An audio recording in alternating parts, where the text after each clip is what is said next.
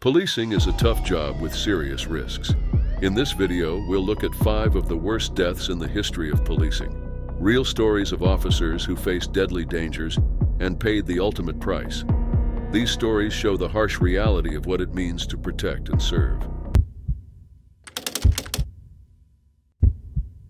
It was May 26, 2022, at the Los Angeles Police Academy in Elysian Park, a hub for training recruits and sharpening the skills of experienced officers. Among the participants was 32-year-old Officer Houston Tipping, a respected 5-year LAPD veteran known for his dedication. Tipping worked as a patrol officer in Devonshire and as a bike instructor. That day, a routine training session took a tragic turn, sparking questions that would shake the LAPD. The department reported that Tipping's injuries occurred during a grappling exercise. He was practicing a move that involved holding another officer in a bear hug when both fell to the ground. Tipping suffered a severe spinal cord injury and was taken to Los Angeles County USC Medical Center. Despite medical efforts, he passed away 3 days later, on May 29th. LAPD Chief Michael Moore called Tipping's death a tragic accident, offering condolences at his funeral. He described Tipping as someone who went the extra mile to improve the world. However, the story didn't end there. Months later, Tipping's mother, Shirley Huffman, filed a wrongful death claim against the LAPD, alleging her son's injuries were not accidental. Her attorney, Brad Gage, claimed Tipping had been investigating a serious case involving 4 LAPD officers. This investigation, Gage suggested, put him at risk, especially since one of the accused officers was reportedly present during the training session. In July 2021, Tipping wrote a report on the case involving allegations against uniformed officers. One of the names in the report matched an officer present during the session. Gage alleged that Tipping's death might have been intentional to silence him and halt the investigation. An autopsy revealed multiple injuries, including 3 broken ribs, a lacerated liver, subdural hematomas, and a spinal injury. The LAPD stated a mechanical CPR device caused the rib fractures, but Gage disputed this, pointing out medical records showing no evidence the device had been used. Medical professionals also described Tipping's injuries as consistent with blunt force trauma, and an MRI showed staples in his head, indicating unreported head injuries. Another major issue was the need for more video footage. The LAPD claimed no recordings were made during the session, but Gage argued that training sessions were typically documented. The absence of footage fueled suspicions of a cover-up, making verifying the LAPD's account impossible. Tipping's case highlighted concerns about misconduct within the LAPD. Gage referenced a culture of silence, where officers protected each other from accountability. This code of silence has been linked to past scandals in the department. Questions also arose about timing. If Tipping's investigation was progressing, could his findings have posed a threat to the accused officers? And if so, was the training session a way to harm or intimidate him? Huffman and her attorney pushed for an independent investigation, pointing to inconsistencies in the LAPD's narrative and the lack of evidence. Meanwhile, the department maintained that Tipping's death was an accident and initiated an internal review to improve training safety.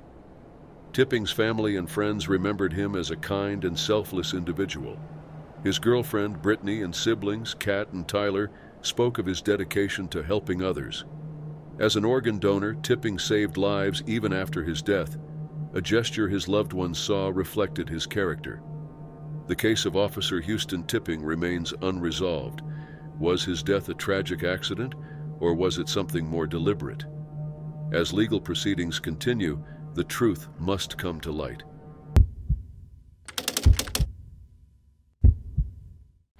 It was a quiet Monday morning in November 2024 in East Charlotte, North Carolina, when tragedy struck.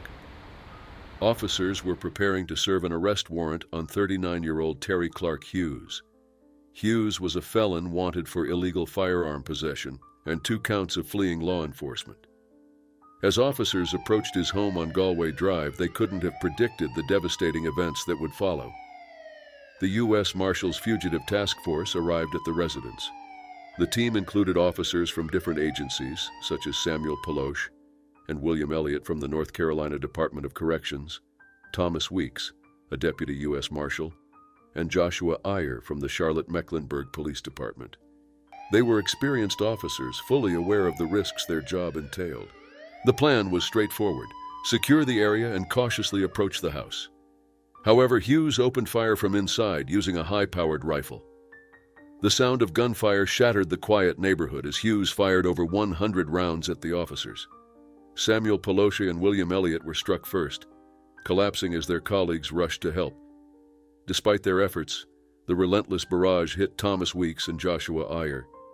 The situation escalated into a prolonged gunfight, with officers taking cover and attempting to subdue Hughes. A neighbor, Saing Chon, caught the chaos on his phone.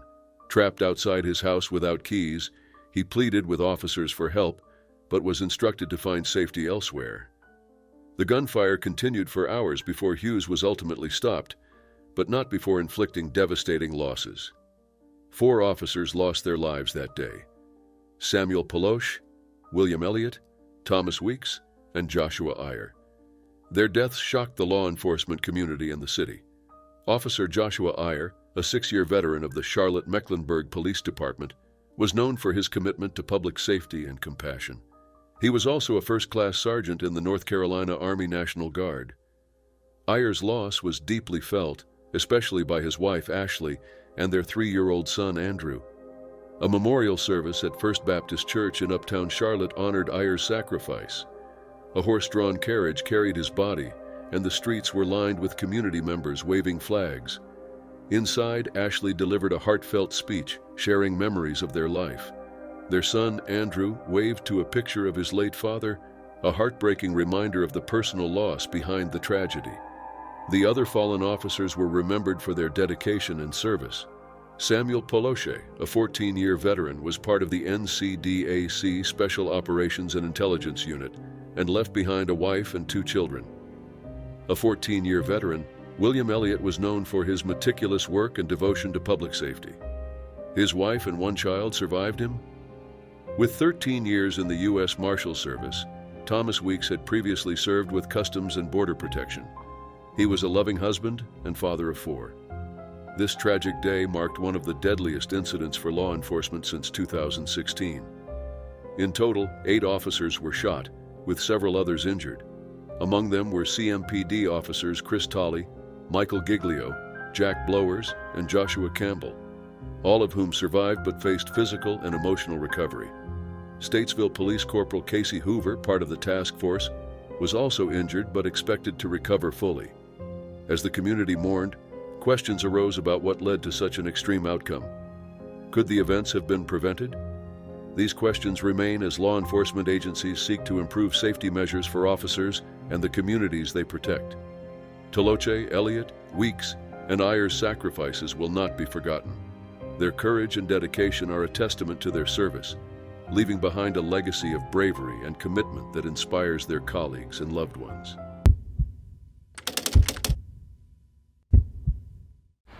It was a sunny afternoon in September 2024 in Queensland, Australia. Senior Sergeant Brendan Wiblin, a well-respected 58-year-old police officer, was participating in the annual Wall-to-Wall Ride for Remembrance.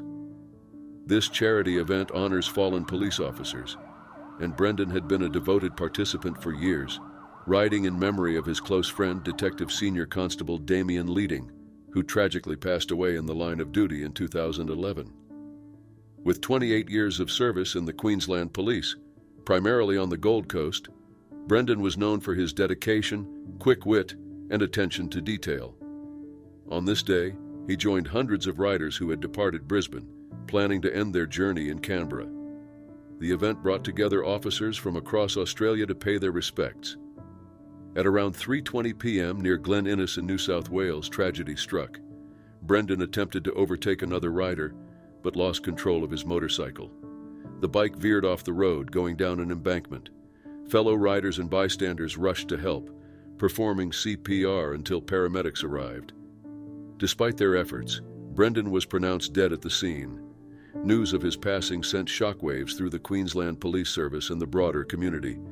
Assistant Commissioner Brian Swan conveyed the collective grief Brendan's colleagues and friends felt, He stated that their thoughts were with Brendan's loved ones during this challenging time and emphasized that the police family stood united in their loss, pledging full support to his family.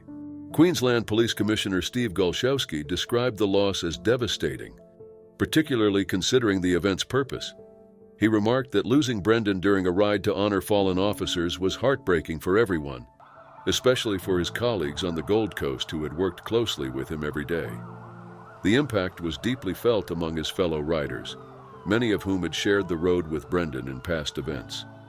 Shane Pryor, president of the Queensland Police Union, emphasized Brendan's loyalty and dedication, describing him as a man of integrity who rode to honor his mate, Damien Leading. Pryor noted that Brendan was deeply respected and would be greatly missed by his colleagues and the community. Despite the sorrow, the wall-to-wall ride continued with Brendan's family's support. Riders paused in Armidale to reflect and pay their respects, joined by New South Wales police officers. The journey was set to conclude in Canberra on National Police Remembrance Day, September 29th. Queensland Police Minister Mark Ryan addressed the tragedy, acknowledging the profound loss. He expressed that losing an officer during a memorial event meant to honor fallen colleagues was almost impossible to comprehend. Ryan affirmed that the police family would provide unwavering support to Brendan's loved ones and fellow riders. Brendan's family expressed their wish for the ride to proceed in his honor, reflecting his commitment to remembering fallen officers. His son Liam, who had accompanied him on previous rides, was deeply affected by his father's sudden passing. Tributes poured in from across the community.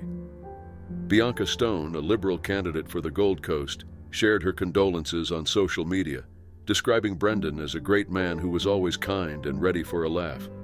She extended her sympathies to his family and the entire police force.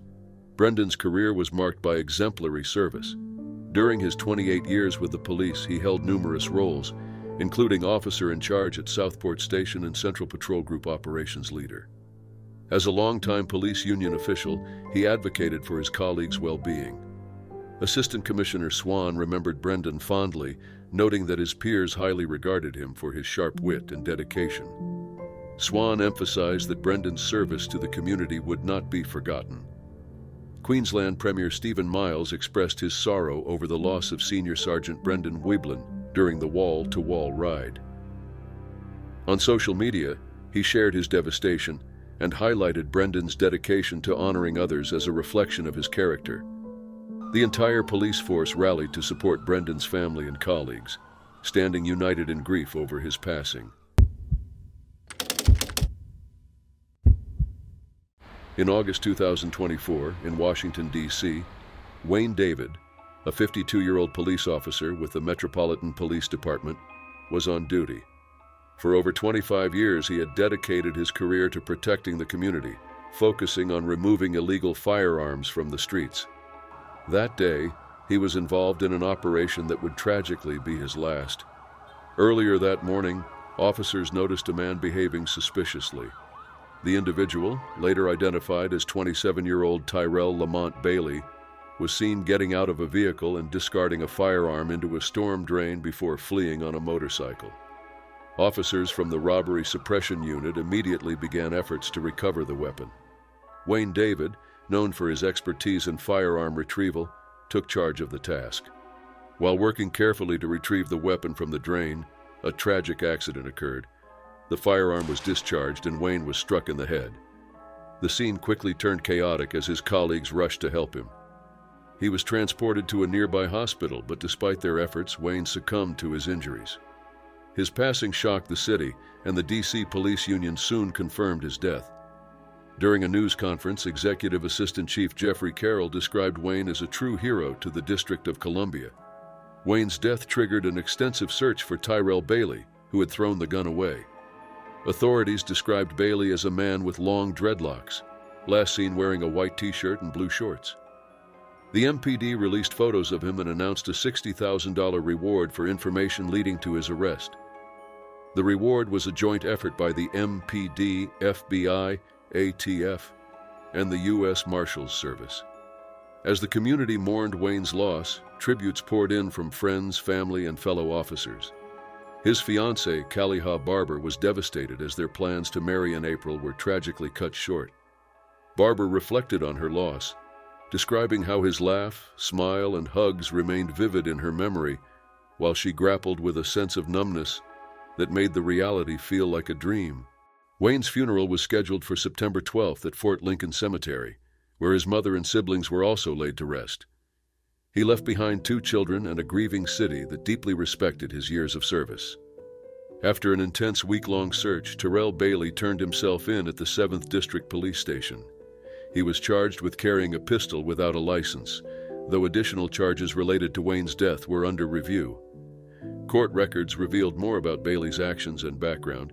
He had a history of firearm-related offenses and had previously served time for a 2017 case. On the day of the incident, Bailey fled the scene so quickly that he abandoned his shoes, later jumping onto a stranger's motorcycle. He claimed he had been robbed and needed help, convincing the motorcyclist to drop him off in Maryland. Unaware of Bailey's involvement, the motorcyclist only realized the truth after seeing news reports. At Wayne's funeral, D.C. Mayor Muriel Bowser and MPD Chief Pamela A. Smith honored his memory. A fellow officer described Wayne as the epitome of community policing, highlighting how he connected with young people. He even quizzed high school students at metro stations to ensure they stayed focused on their education. Wayne was also remembered at his church, National Community Church in Southeast D.C.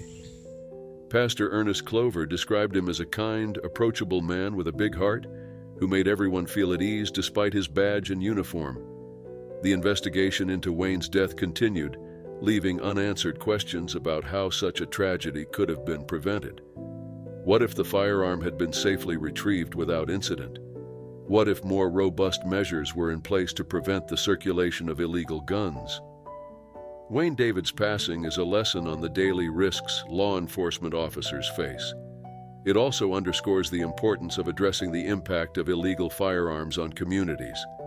As the city grieves and seeks justice, Wayne's legacy as a dedicated public servant remains a powerful call to action for a safer future.